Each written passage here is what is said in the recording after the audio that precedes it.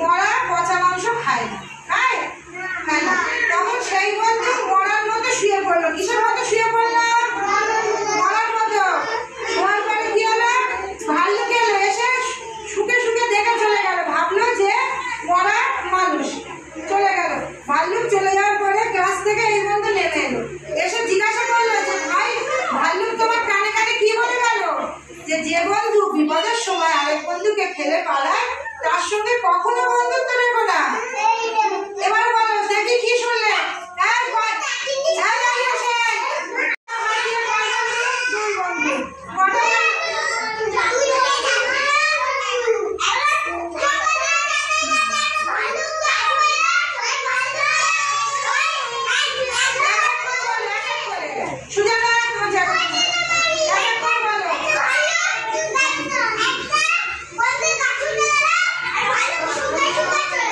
তখন আরেক বন্ধু গাছ থেকে নেমে আসলে জিজ্ঞাসা করলো যে ভাই, ভাল্লুক তোমার কানে কানে কি বলে গেল?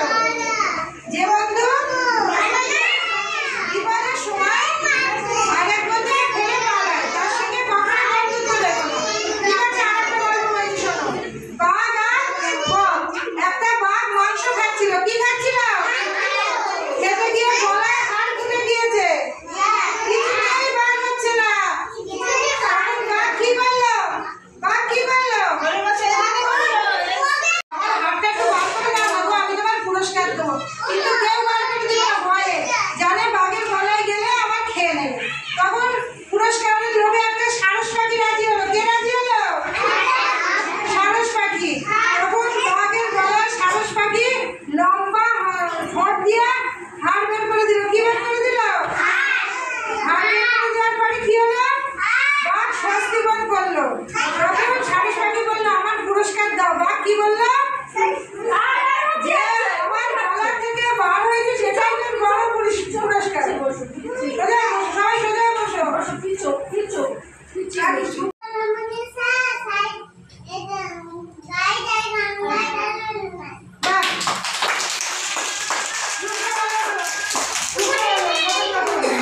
কোনটা বলবে? কোনটা বলবে? বলো, উঠে দাও, উঠে দাও, উঠে দাও।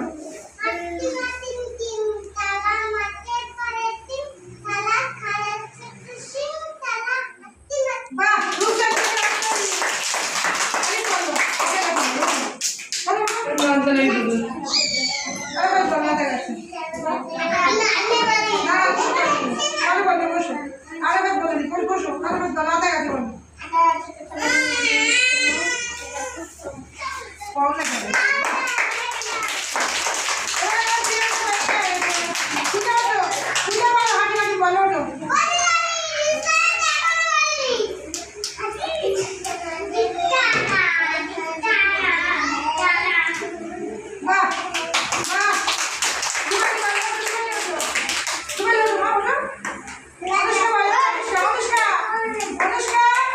বলো, ছাড়া বলো, মুখস্থ বলো, বলো।